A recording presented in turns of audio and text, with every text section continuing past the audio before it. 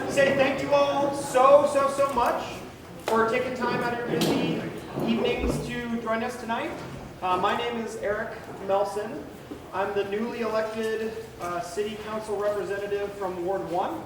I live in the Lower Rattlesnake, and I'm excited to meet as many of you tonight as possible and hear about your ideas and concerns around the Rivara project. That is kind of my purpose of being here, is just to listen and learn from you all. Obviously, I haven't been in this role for very long, so I haven't been a part of this project for very long, but I'm doing my best to get up to speed, understand the origins of this project and kind of where it's heading. I have a lot to learn, and I would love to learn from you all. So I do have some business cards here tonight with my contact info. I'm going to put them on the front table. Please grab one on your way out. My contact info is also on the city website, and I'm here tonight. So come up and introduce yourself, say hi. Would love to meet with you. But yeah, thank you all so much for being here. I'm going to pass it on to my Ward 1 mate, Jennifer Savage.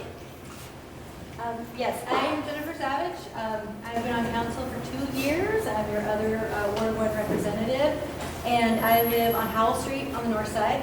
I have a lot of, I guess, history with this project.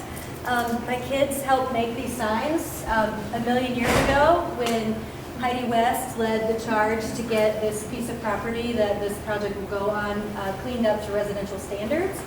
I've lived on the north side about 14 years, and I've heard from a lot of you about your concerns about traffic, infrastructure, housing, impact to Lowell School, that some of the sort of new development might be bringing to the north side. So I hope tonight you can get your questions answered.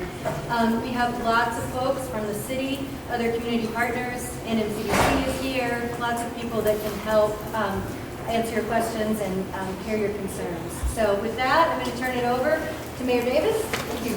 Say a few words. Thank you. Thank you both very much. I just also want to thank everybody for being here tonight.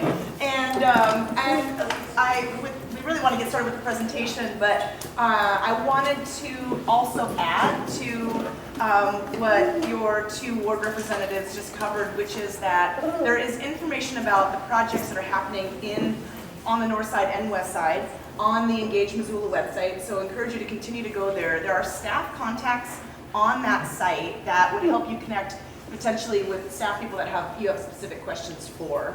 But in addition to that, of course, your leadership team of your neighborhood council representatives, and then really highly encourage you to connect with your ward representatives. We want to make sure that we are understanding concerns, questions, and getting that information out to you.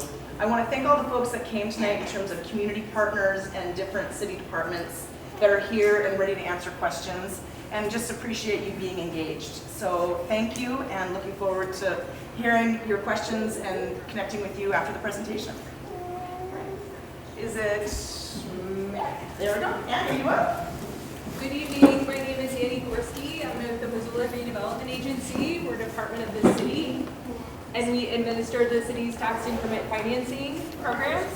I'm going to share some updates specifically on the development project that Rivara is planning to develop on the former White Pine Sash site along Scott Street.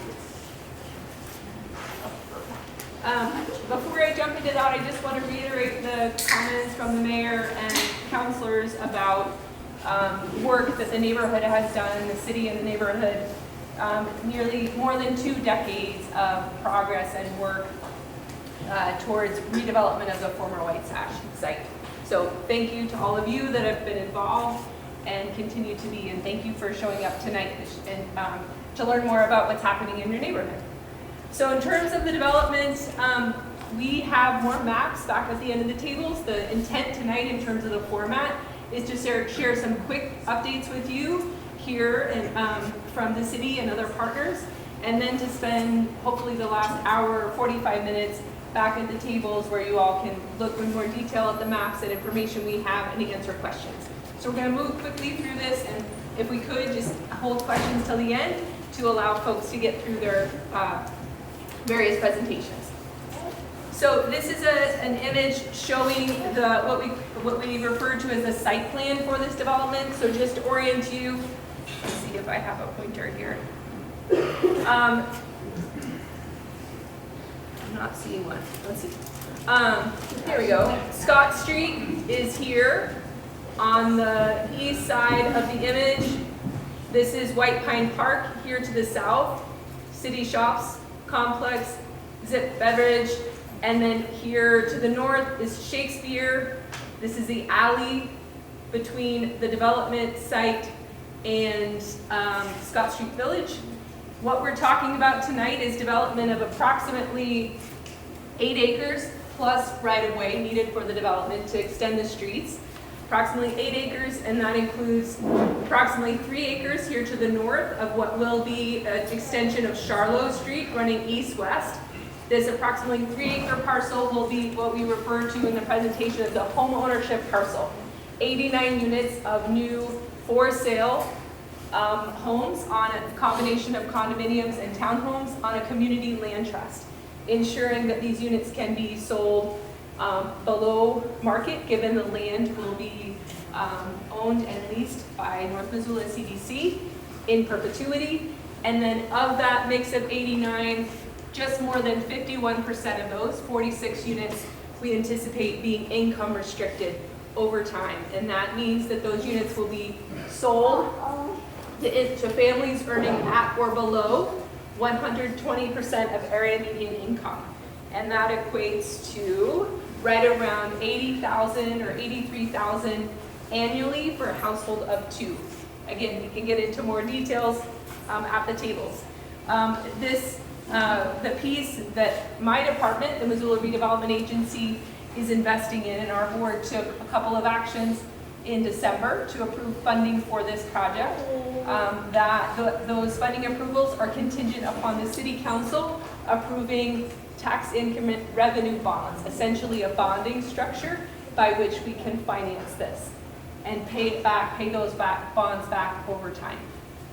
So those approvals include construction of these new streets, so extension of Charlotte Street running east-west, dividing the future home ownership parcel, and to the south, the future market rate parcel. This approximately 5-acre parcel will be the location of plan, still in the final planning phases. New apartments, approximately 200 new apartments, as well as neighborhood commercial uses along Scott Street.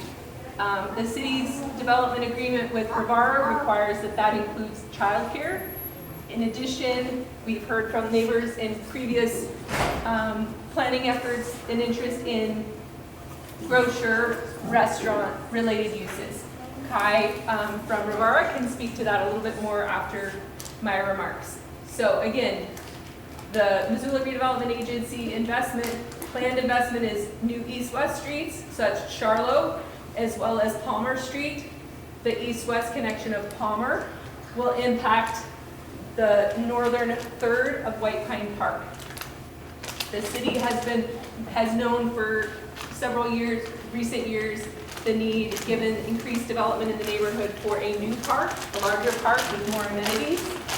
We have folks from the Parks Department here who can speak to more detail, but we are continuing to work to either acquire or lease another parcel in the neighborhood that we think is better suited and could be a larger park with more amenities for the neighborhood that would hopefully reduce the need to cross Scott Street. The other component with these improvements is boulevard sidewalks. So sidewalks, street trees, lighting, decorative lighting, as well as along Shakespeare. So essentially what you will see is connection of that grid for internal circulation. Palmer Street will provide, in addition to serving or functioning as a street with sidewalks and street trees and lighting, will also provide parking both for the development and the adjacent city public works complex. Too many buttons here. So Palmer, Shakespeare, Charlotte. The last piece I want to mention is Scott Street.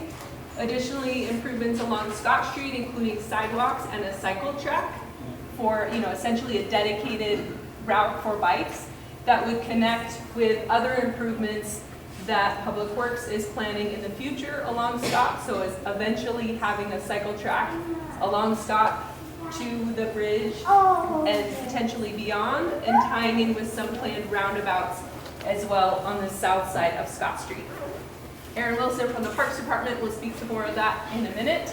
The last piece I want to mention in terms of the city or the Missoula Redevelopment Agency's investment is through a new program that we created called the Workforce Housing Program, utilizing some new language in state law.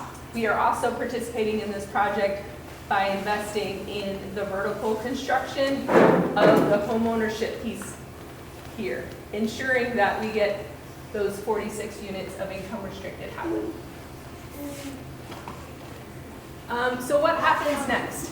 I mentioned one of the next steps for us is to take a bond resolution to City Council seeking approval for the bonding for these investments, streets, sidewalks, street trees, cycle track, utility extensions to serve the development in the right of way, as well as, and so that's one of our next steps. In terms of timing, we expect that excavation site work on the parcel could begin as early as early March, potentially late February. Given tonight, we can't tell you exactly what that date is. What we're committing to you is that we will put some yard signage on the property and near the park that says construction is coming. And we will continue to make those updates on the city's Engage page. You can sign up tonight to receive those updates as well. And then in terms of seeing vertical construction, we expect that could begin as early as, or in early summer of this year. Ways to stay informed. I mentioned the city's Engage page. If you haven't visited that, please grab a flyer on our table in the back, which has a QR code. You can sign up to receive updates. We update that pretty regularly and will continue to as we get closer to construction. And then you can reach out to Macy McPherson or myself from the Missoula Redevelopment Agency tonight if you have questions. And our contact information is on the back table and on the Engage page. So I'm going to turn it over to Kai with Rivara to talk a little more about the development. Thank you. Hi, I'm Kai Hochsteller with Rivara Development. We are funded through Mary Stranahan's work at GoodWorks, and this project was really important to the neighborhood and the community for us, and a priority just because of the long-term impact to the entirety of it. We named it Rivara because raw material, right, as a former Superfund site, it's labeled brownfields and we're starting from scratch, and so we approach this with a lot of honor and respect because what we do is at least 100 years of impact, if not more. We try to approach it as thoughtfully as possible. Within the site plan, Andy talked substantially about this. What we're focused on really as we progress through this is really that central square being also a part. It's not going to be designated parkland, but it will be accessible for the neighborhood. It's green space that people can go out and recreate and enjoy. There's some really creative structuring that the city has stepped up to substantially. We are able to use a shared parking agreement. So that central square is brought to you through creative city structuring, and we get to park on the street as opposed to turn that whole thing into a giant parking lot. It's one of the pieces that we're really proud about on this site specifically. This is a more detailed version, the engineered drawings for the townhomes and condo buildings for the community land trust component of the site. Within that, we're looking at the little spaces between the condo buildings. Whoa. Where's the pointer, Annie? Oh, pointer is the top, little red. While she does that, could you repeat what you said about the street parking? Yeah, the street park, sure.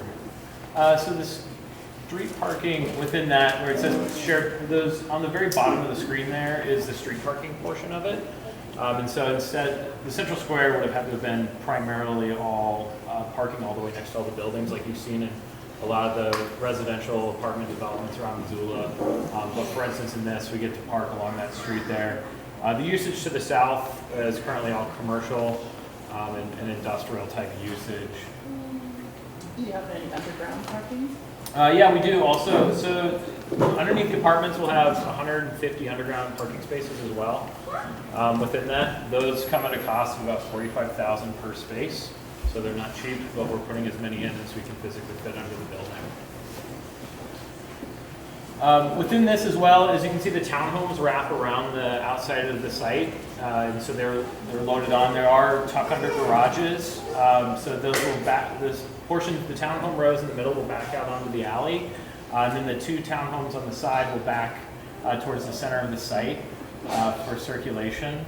Within that, a big piece was making sure that it was walkable between the condo buildings as well. So we are looking at some fairly complex landscaping structures with different types of art pieces and hardscapes mixed with native trees and shrubs and bushes for those purposes to make it more interesting. It's not just going to be roll out the grass and go and get out the mowers. There will be grass in different places throughout the site, but we planned a more comprehensive landscaping for that site as well to make it more walkable and engaging.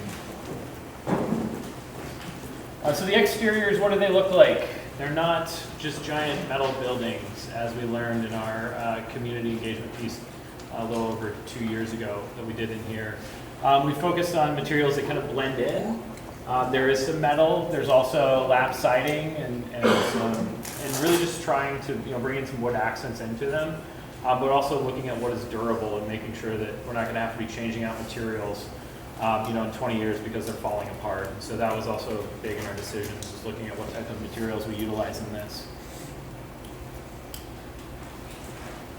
This is the look for the condos. It's very similar, a little different color palette, but similar shape. And we're using like hog wire panels on the decks as well that will go in there, and those wood accents for the posts. This is the newer version. That first version of the site plan, we didn't pay architects to draw a new one because we thought we should spend money on the more important things, which is the next version of it. So this is the newer version of the actual market rate portion that has the conceptual central lawn in place there, that has that green space and circular track for walking and also seating areas. Within that, you can see that the underground parking is off to the left. Component here, right in the middle where it goes in. There's a fire lane. That the daycare is on what would be the top left portion of that daycare facility. That's on the ground floor. There will be the playground off just to the right of that. All the way over to the far right of this is the market hall. Within that, we are bringing in a gym that's open to the public to have memberships at. We're bringing in a neighborhood grocery center where you can buy the staples, right? It's not going to be in yokes. It's not a gigantic thing, but it's a place you can walk to and get the things for your meal. And as well as we're looking to find a good coffee shop operator, as well as something that's more like a tap house that has food as well. So really create a third space for people to go to, so you can get lunch or dinner and have a beverage with friends and meet up. To engage and somewhere else besides, everybody's deck is great, but sometimes you want to meet somewhere else. This is a different view of that central square. The apartments, they will be 5 stories to get all of the commercial in and to get the density in here. They are 5-story buildings. To do that, so there's, we have prioritized density at this site. We've also, looked at how do we bring in, those services locally to reduce traffic counts, so people aren't, getting in their car to go get coffee, or getting in their car to go get groceries. There are some things you can get locally and walk to. This is a conceptual view of the market hall. What I can say is there's too much glass on this, and it's too expensive for us to build that way. So it will look a little bit different, but this is a conceptual version that we're working towards. It has green space out front, right? It's not street to street solid building along Scott Street there. That it's a little bit more approachable to that as well. Back to the apartments, the piece that's on the kind of top right there. There's also a little commercial in there.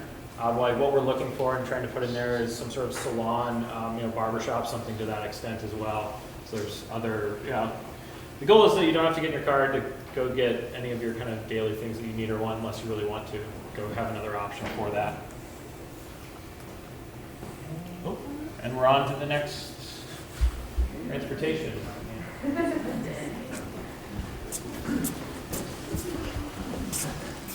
All right, well, hi everyone, I'm Aaron Wilson. I'm the planning manager for Public Works and Mobility, and I oversee a lot of our transportation planning. And one of the questions that comes up on these projects over and over again, I'm sure you're all interested, are about the transportation impacts and what we can do to help mitigate that and think about how people are getting around. And so I just want to go over really briefly some of the projects we have in the works and that we're working towards, knowing that all of this development is coming.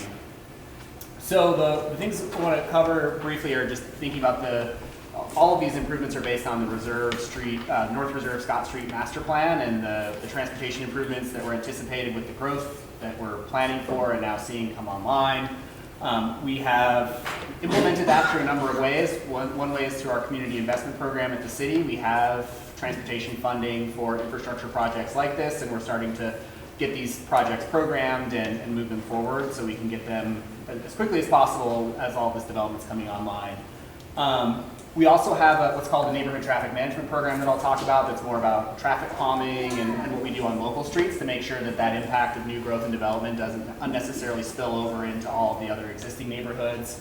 And then we have some bigger picture, sort of more long-term, expensive infrastructure that we're sort of getting moving on, trying to figure out how we fund that, what's the path to getting that constructed. So if many of you hopefully have seen this is just an illustration of what that master plan looks like and the infrastructure that's anticipated. It includes some new roads, looking at potential I-90 interchange, new bridges over the railroad tracks, street grids. How do you create a connected network, not just within the north side, but connecting out to Reserve Street, connecting south of the railroad, and trying to just create a really good network to accommodate all of that growth. So this is all of what you'll see is really kind of coming out of this master plan concept that was developed about 8 or 10 years ago. So the first piece I want to talk about are the projects that the city is programming for construction right now. And this is done through our community investment program, otherwise known as the CIP. These are projects that we get to program locally. City council approves these. We set the priorities locally. And there's two main projects that we're working on right now. One is, which again, if you're in the neighborhood a lot, you've probably heard of the Turner-Warden project where we're doing a complete street along that corridor. So putting in sidewalks, curbs, bike lanes, some other traffic calming measures, good crossings, really completing that street, which is our collector through the north side. So that will connect through from Scott Street all the way out to Orange. Will include a lot of improvements. That's been programmed, funded, designed. We actually had bids come in and it's going to construction this summer. So we anticipate that starting sometime in May or early June. So we're actually getting this infrastructure in for the neighborhood this summer, which is really exciting to see these projects actually start to get built on the ground. So that'll continue through the summer. We're anticipating it'll take the full summer to get that constructed.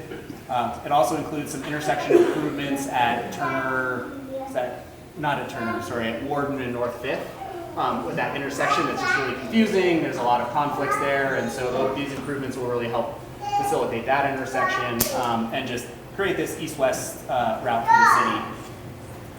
The other project we're working on right now are improvements to Scott Street. So we know there's a lot of growth happening there with Bellagio, this Rivara project. We're seeing an increase in traffic. It's not really a great street today as far as facilitating anything other than vehicle traffic, and even vehicle traffic may be getting challenging, particularly over the bridge at Phillips.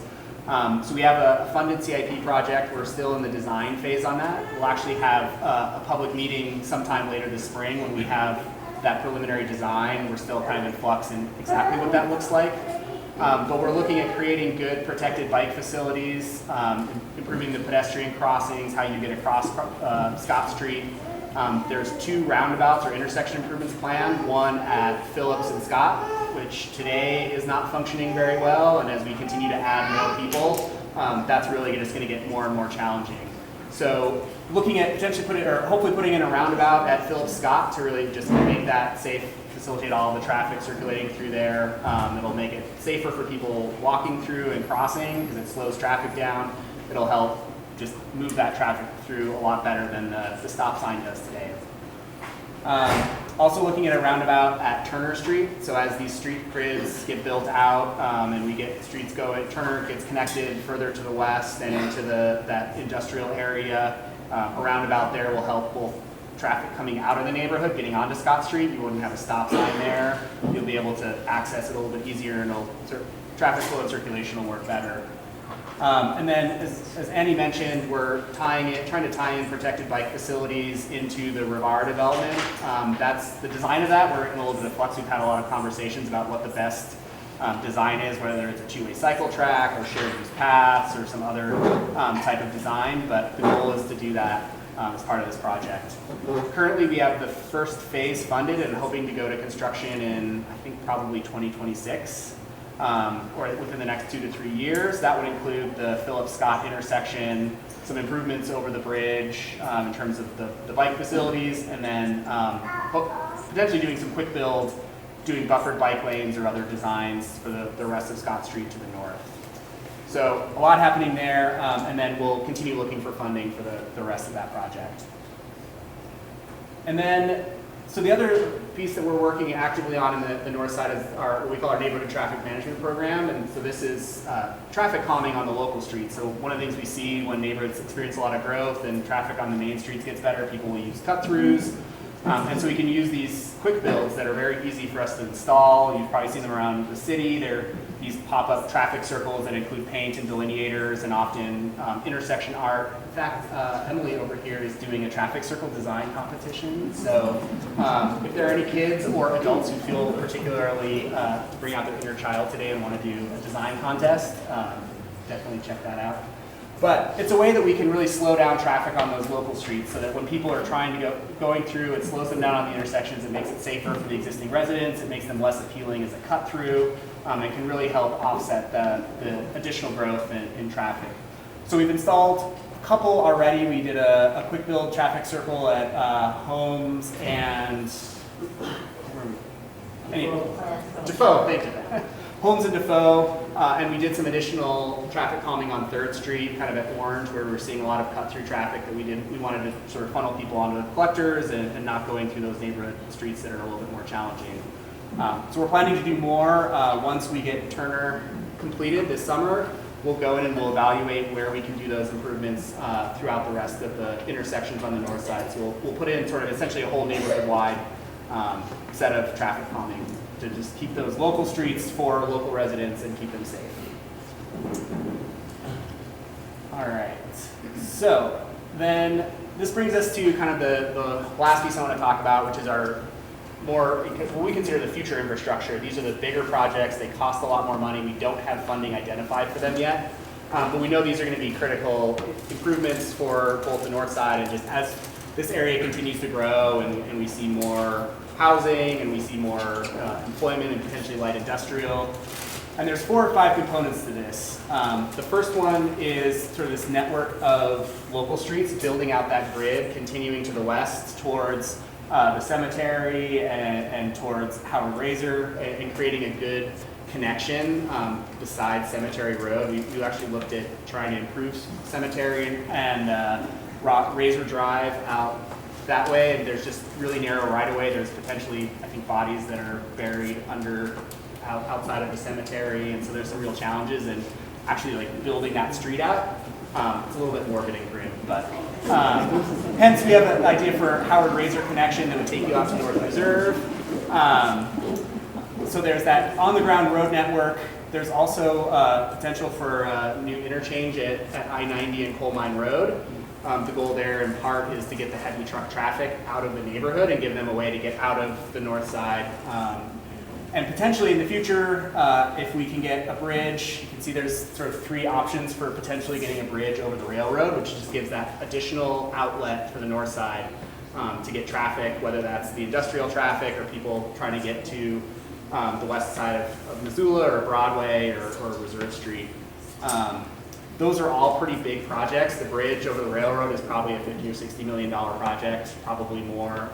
It's really hard to fund those projects, but there's a lot of federal money out there right now, and so what we're focused on is getting designs and plans in place so that we can have competitive grant applications. For example, the city's received, City Loan for Infrastructure has received about $35 million just this year in federal infrastructure money. Mountain Line's received $40 or $50 million. So we're getting a lot of federal funds coming into Missoula, and we can be really competitive. So the goal is to really identify these projects, get them planned out well, think about how we can get them funded, and then continue working on that. So hopefully they happen sooner rather than later, but they're definitely long-term. The last piece of this that I didn't mention is constructing a trail that would go from the north side all the way along I-90 to Grant Creek. So just giving another route, both for recreation or if you're traveling to Reserve Street or elsewhere, there's a route there that doesn't necessarily require a vehicle.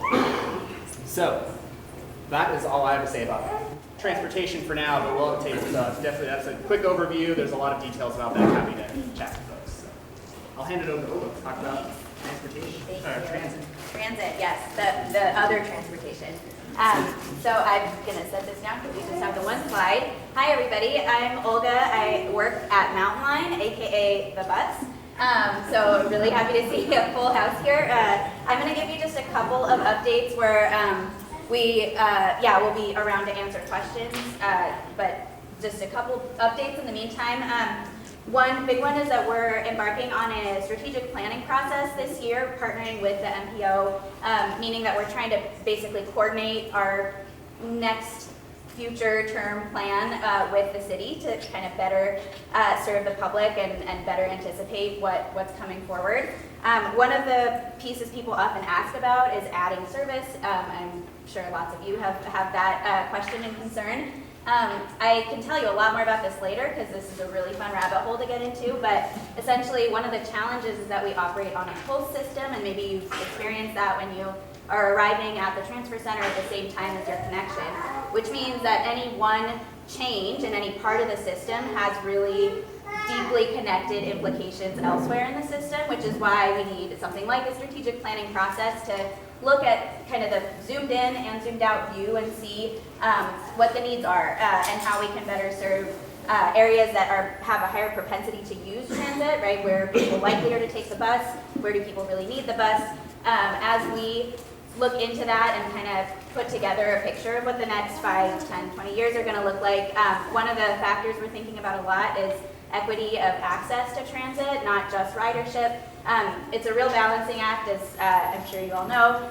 One of the factors also is that right now, and you hopefully have heard about this sometime in the last few years, but we've run out of space at our current facility. So we're just a quick walk away on Shakespeare Street, and we are out of room for any more buses, which means we're pretty limited in capacity, right? There's only so many buses, they can only go so far. So it has been a juggling act, and we'll continue to figure out how to make do with that limited resource until we can expand. The good news is in 2023 we got awarded a pretty major federal grant that will allow us to purchase land, build a new facility.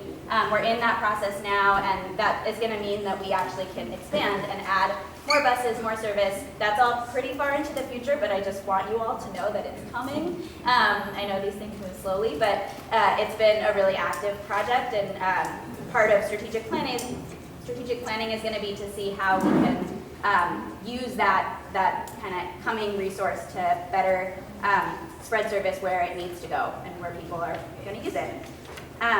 The other thing I'll leave you with is just giving you a little bit of a look at what other kind of big things are happening at the moment. I don't know if any of you have seen the signs up we're at bus stops and in buses. There's some QR codes that are asking you to text the bus.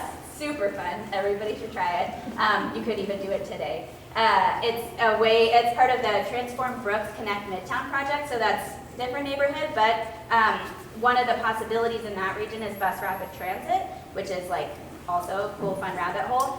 Also a really big project, and right now that's a planning study and engaging with kind of that potential future is a good way to express what you're looking for in the bus system and how you are kind of thinking about how it can serve you in this neighborhood and elsewhere that you travel in Missoula. Another thing we looked into in 2023 was we had a study about the possibility of adding on-demand transit. So this is kind of a hot new thing in transit. A lot of cities have added that to their existing services. It basically is like an Uber for transit. And again, that's planning study, so it's, you know, as you've heard, these kind of time scales of a few years to a lot of years, but that's something that is going to be, again, factored into the strategic planning process to see whether that's a tool that we can fold into our services to kind of cover Missoula as well as we can. You also have hopefully seen bus stops popping up in the last year, year plus really, they're just kind of wrapped up in the last fall. The bus stop improvement project touched like 450 stops across the system, most of the stops across the system. We've reduced the number of stops, which makes buses run more efficiently.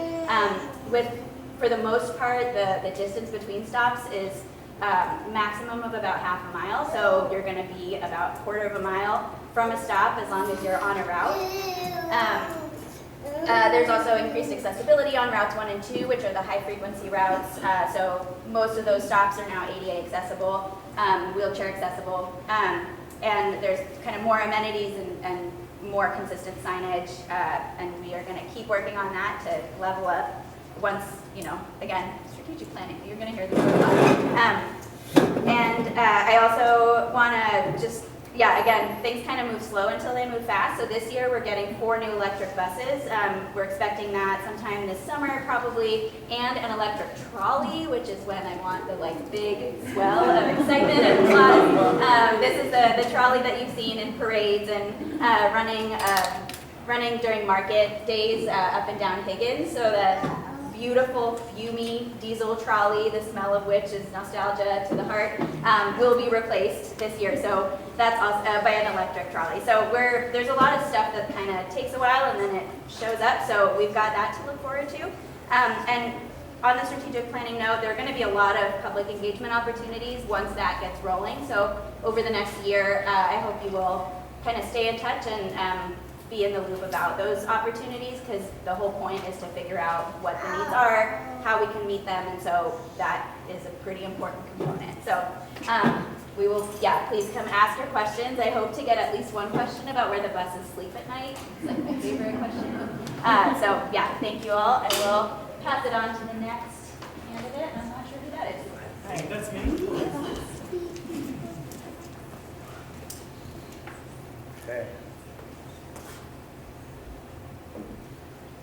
Okay, so my name is Nathan McLeod. I'm with Missoula Parks and Recreation, and I'll give you a couple brief updates of what we've been working on.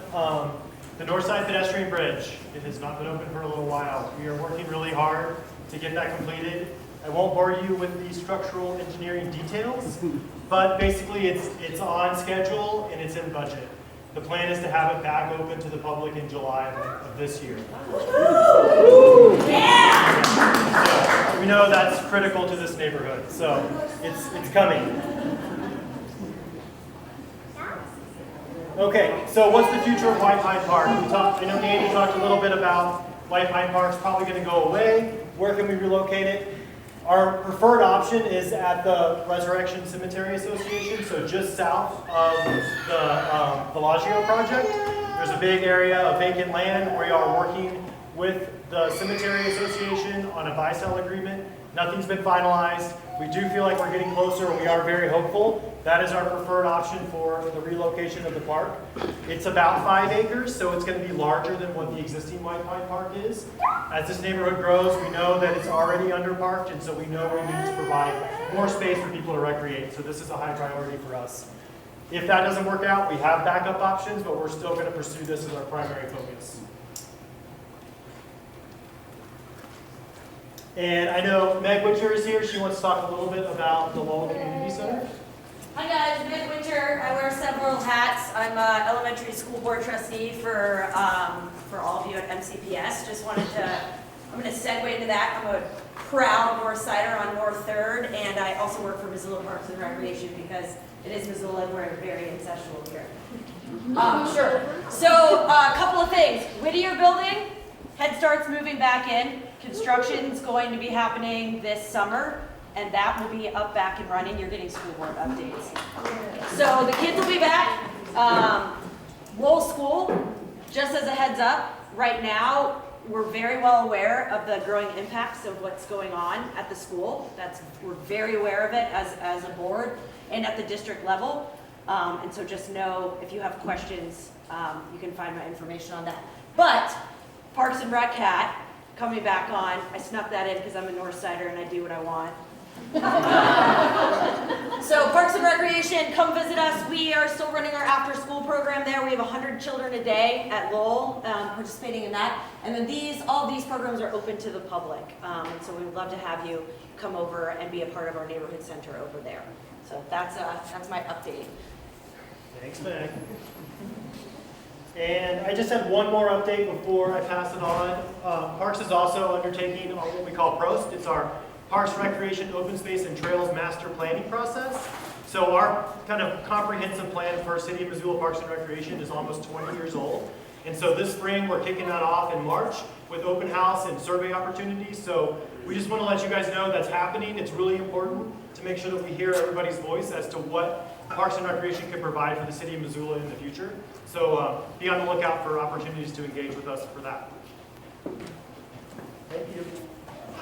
Hi everyone, Hannah from North Missoula Community Development Corporation. Thanks. Our office is up here, and this is our commercial building. We're happy to have you all kind of tying it back to what folks presented at the start. And the CDOC organized with many of the Northside neighbors to ensure that the space by Scott Street was going to be renovated and well done into a residential standard, not just a commercial standard. And so we're really excited that housing is going to be put back on there, that we're able to welcome more Northside neighbors, as well as maintain the folks who are living in the area, that there are more affordable homeownership opportunities, especially right now in Missoula's housing crisis, to have folks there. So that is what we do. I'm not going to go through all my slides, so welcome to talk to me. I'm right next to the traffic circle design competition table. And really what we want to let folks know is that we're actively recruiting for our interest list right now. If you or someone that you know is looking for a home ownership opportunity, we have applications over there. Pretty just like an beginner style, I guess, like pretty easy applications to go through. We'll just get your name and contact info as well as some income stuff. And then once the homes are more closer to construction and ready for occupancy, we can go through more details. We'll go through a lottery process or a weighted drawing process for community members who are interested in home ownership and sell them through that process. But we'd just love to have you stop by, ask more, learn more about our community land trust and permanent affordable housing opportunities. And yeah, thanks for everyone who's had a hand in bringing us to this moment today.